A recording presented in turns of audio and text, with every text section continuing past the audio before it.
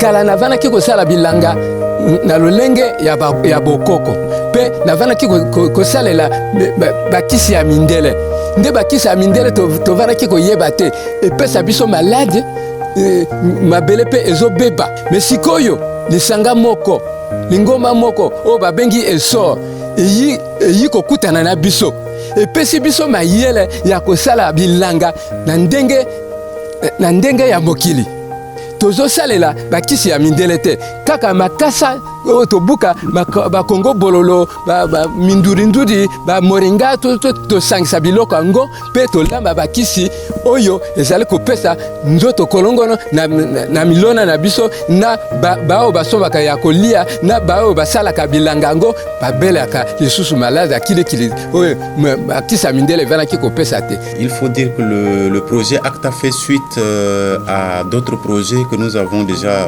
développés, notamment dans les périphéries de Brazza. Donc, il s'agit du PANTAC B1 et PANTAC B2 qui sont des projets pour l'amélioration des revenus des maraîchers dans les périphéries de Brazzaville. Alors, c'est un projet qui est orienté vers le maraîchage.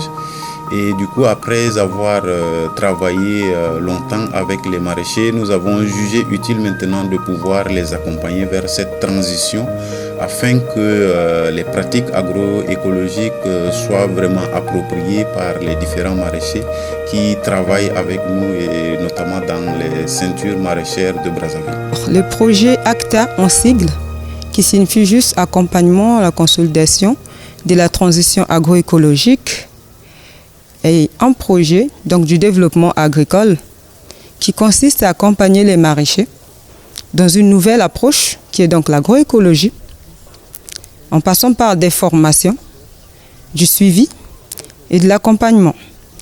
Nous avons aussi ce volet qui est donc la commercialisation aussi, parce que l'objectif de ce projet, c'est en fait l'amélioration des revenus des producteurs via le renforcement des capacités au niveau des filières agricoles.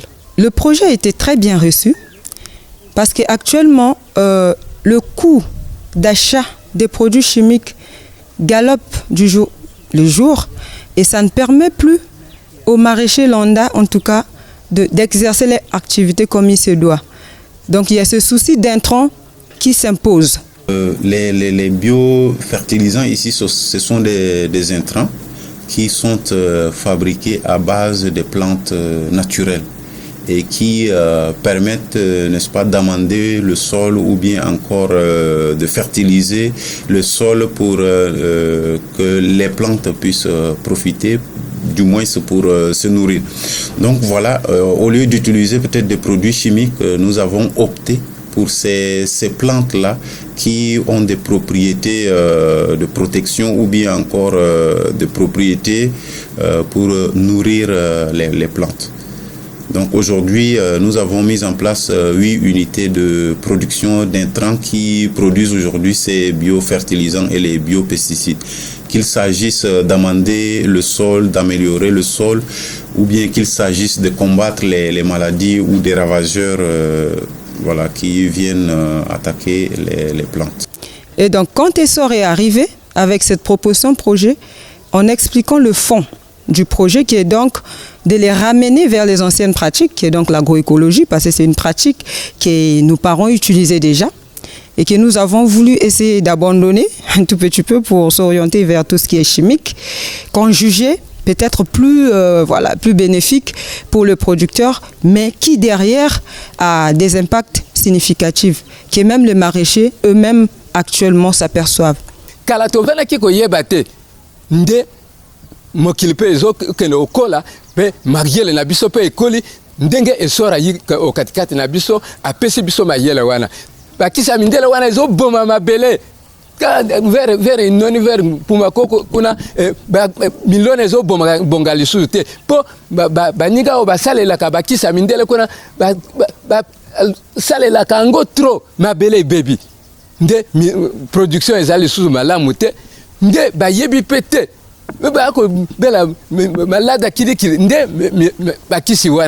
Au niveau de l'agroécologie, qu'est-ce qui se passe? Nous avons affaire à des des espèces végétales que nous associons pour pouvoir fabriquer une recette adaptée à chaque type de pathologie. Et la durée de péremption est aussi respectée parce qu'il y a ça aussi. Et donc du coup, la durée de conservation est plus rallongée. Donc au lieu que ça soit de 5 jours, comme au niveau du conventionnel, eh bien ça double. Et nous avons testé la tomate, je vous prends le cas de la tomate, parce qu'on a beaucoup travaillé dessus pour essayer de faire cette nuance-là à la fin. La tomate, produite en agroécologie, peut se conserver sur plus de 2 semaines, voyez-vous. Et qu'est-ce que vous constatez sur ce fruit que vous allez abandonner quelque part? C'est juste le flétrissement. Le fruit va juste perdre de l'eau, mais le fruit ne va pas pourrir. Or, ce qui diffère d'un fruit, donc de la tomate produite en conventionnel, qui, 3 jours déjà après, commence à vous sortir de l'eau, commence à se dégrader plus rapidement. Alors, en ce qui concerne l'essor au niveau du Congo dans le développement agricole, je pense que le résultat est plutôt positif de tout ce que nous avons eu à faire, que ce soit dans la collaboration avec les différents partenaires. Je vais citer notamment le ministère de l'Agriculture avec qui nous avons beaucoup travaillé sur ces aspects-là, où nous avons eu vraiment à former aussi les différents chefs de secteur agricole sur les pratiques et techniques agroécologiques. Et globalement, nous sommes aujourd'hui à 1095 maraîchers et maraîchères qui ont été formés depuis que SOREO au niveau du Congo, depuis 2016 d'ailleurs. Et là, il y a une cohorte aussi en cours qui est de 75 maraîchers qui bénéficieront aussi de formations sur les pratiques et techniques agroécologiques, incluant la fabrication de biopesticides et biofertilisants. Et nous avons aussi formé 100 transformateurs agroalimentaires. Alors, ces transformateurs, il y a 16 transformateurs et transformatrices qui ont été professionnalisés et qui détiennent aujourd'hui des unités de transformation agroalimentaire où nous pouvons retrouver des légumes transformés et des fruits aussi transformés, que ce soit en jus, des fois des confitures, ainsi de suite. Donc ça, je pense qu'il y a aussi, ces unités ont créé aussi des points de vente où on peut trouver ces différents produits-là. Et nous avons eu aussi dans le cadre de ce projet à financer 14 micro-projets, que ce soit en élevage, que ce soit en maraîchage ou bien même la production d'intrants, parce que nous avons eu aussi des micro-projets allant dans ce sens-là. Environ 4 OSC aussi ont été renforcés, notamment sur tous les aspects de l'agroécologie. Et en dernier ressort, nous avons eu vraiment à créer aussi 30 coopératives à l'issue de la formation des 1095 maraîchers.